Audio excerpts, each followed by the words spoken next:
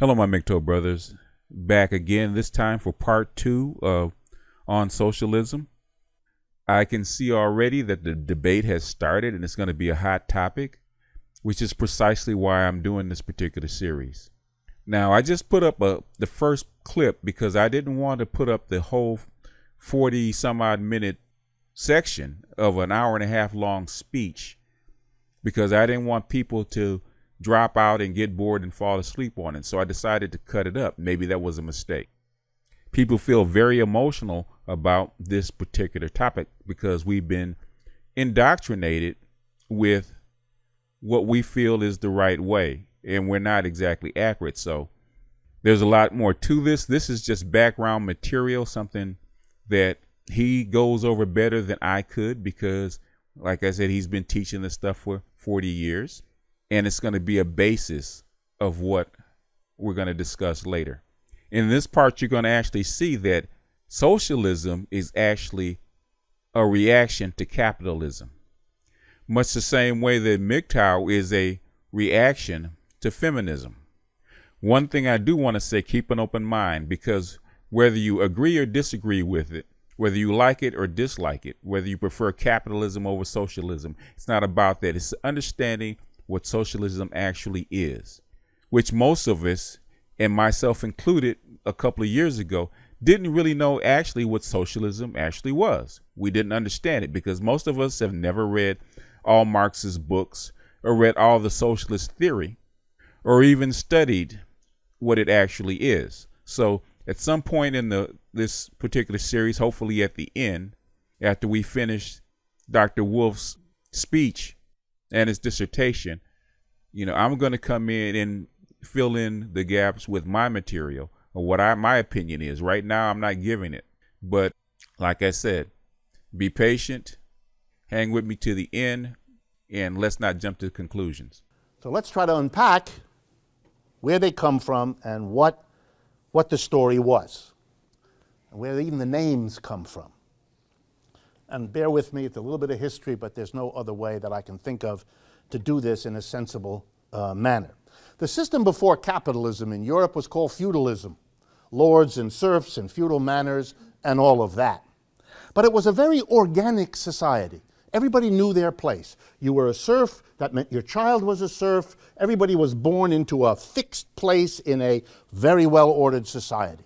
The people on top were the lords, and the folks who kept the peace between the lords and the serfs were known as the church. And there was a church, and there was the lords, and it was all, everybody knew where he, she fit. It was a gendered organization, it was a class organization, it was a religious, and everybody had a place. And when that system broke down, we don't have the time right now to deal with it, and an alternative system began to develop and eventually made a violent revolution to destroy feudalism and open the space for itself, that new system, which we now call capitalism, revolted against the old feudalism in two important ways. One, we don't want lords and serfs, none of that.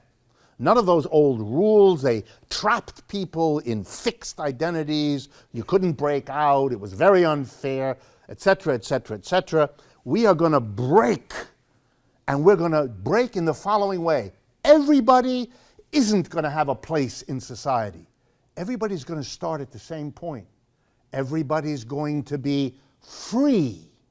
Everybody's going to have liberty to develop himself, herself, in whatever. We're going to focus not on the whole, but on the individual. It's the celebration of individualism as the breakout of capitalism, the end of feudalism, the freedom of the individual to do whatever he or she wanted, as long as it doesn't hurt anybody else. Remember? You learned that when you were 7. You should have outgrown it when you were 8, but in any case, you learned it when you were 7, and I don't want to upset you about it. And the revolutions made promises. All revolutions do that. And the capitalist revolutions made the promise, well, let's pick the best of them, the French Revolution, 1789. Liberty, equality, fraternity. That you get rid of feudalism. That's what the revolution was about. Remember, they cut off the heads of the queens and kings, which is a symbolic way of saying enough of that. And we have a new system. We're separating people from their heads. And that's a sign we don't like what they represent.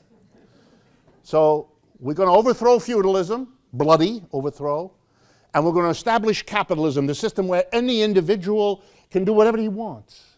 Isn't a serf. Doesn't matter who you were born to. You're free. You're free of feudal obligations. You're free of that old, rigid, structured society. It's an individualist free-for-all.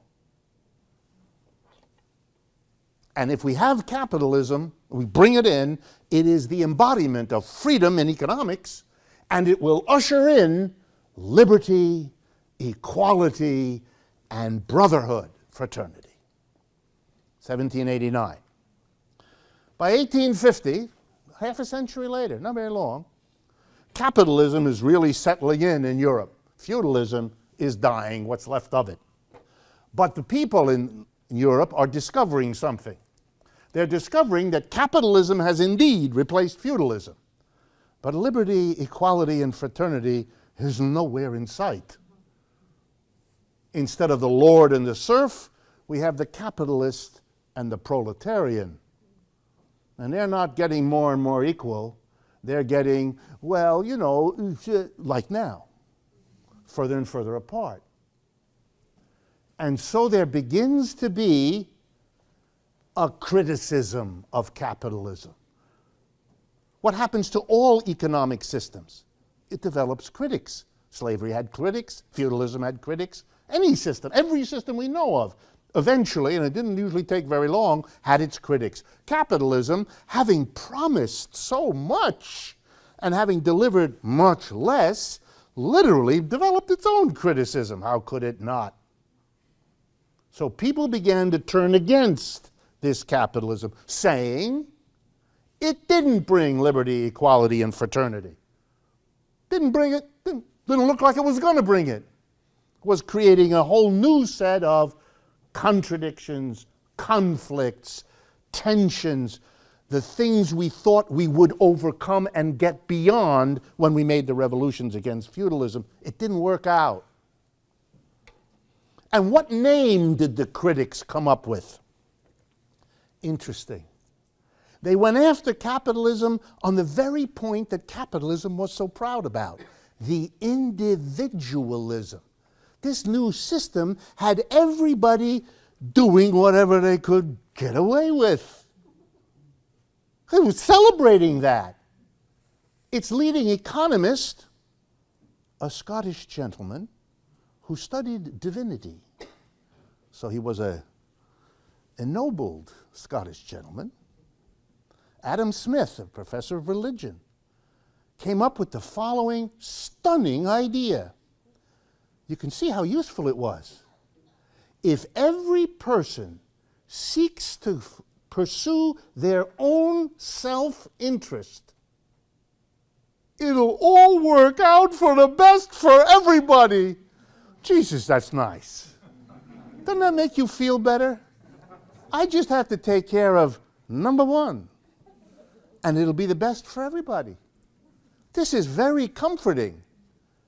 But as a principle to organize society, oh my God, are you in danger? Because it might turn out that if people go after what's good for them and don't care about the larger implications and the social consequences, you could have a society that tears itself apart. And there were philosophers way back then who warned about it. Thomas Hobbes writes a book, says, you know, this business with everybody pursuing their own self-interest, that's going to make a society in which life is nasty, brutish, and short. That's what he wrote. He wasn't so pleased. He didn't think Adam Smith had this right. Not at all. So what did the critics of capitalism come up with? We're not for the individual first and foremost. We're for the community first and foremost. Not the old kind of society, the feudal. We're not for that. But a new one. A society based on liberty, equality, and brotherhood first, and the individual second. And to call it something, they came up with the name not individual, but social. Not individualist, socialist. You ever wonder why anti-capitalism isn't another ism that has to do with economics, like capital? Because it's not about the narrow economics. It's about a different vision of how you organize and understand what society is.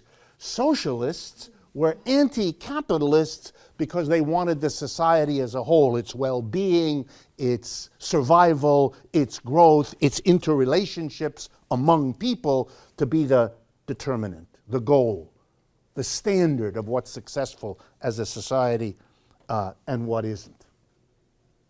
Okay? And that kind of thinking starts at the end of the 18th century. I mean, it has precursors, but at the end of the 18th century, and gets really going in the 19th century as capitalism settles in. It predates Marx, for those of you that are interested in the Marxism part, which is coming in a few minutes. It predates Marx. Marx didn't start socialism or anything like that. Socialists and communists, calling themselves that, existed before Marx was born. He learned about them as he grew up as a young student, but these are not movements or ideas he invented. Absolutely not. But he becomes very important. He gets excited. He feels betrayed. Marx now. And by the way, I concentrate on Marx not for any other reason than simply that has become the most important tradition of anti-capitalist thought and action ever since. Marx from 1818 to 1883. He dies in 1883. That means it's only about 130 years, roughly, since Marx's death. And in that 130 years, Marxism has spread to every country on this planet. There are Marxist journals and Marxist organizations and Marxist unions and Marxist political parties and Marxist professors and Marxist, you name it. Nothing else functions quite like that. Marxism has answered some extraordinarily wide interest in the world to have spread like that. Few movements in the history of the human race have a history of that kind of spread that fast. But by the way, if you spread that to that many different cultures, at that many different levels of cultural and historical and economic development in a short amount of time, of course you're going to have different concepts of socialism and capitalism and communism, because all these different people are trying to get their heads around what that all means. And they're going to come up with different interpretations of Mr. Marx's writings. Therefore, of course, there are multiple socialisms and communisms. The idea that all of that would have come up with one basic idea that everybody agrees to, that's too silly for words. That couldn't happen. It never did happen. The idea that there's a single thing called Marxism or socialism or communism is a fantasy in the eyes of people who don't know very much about this.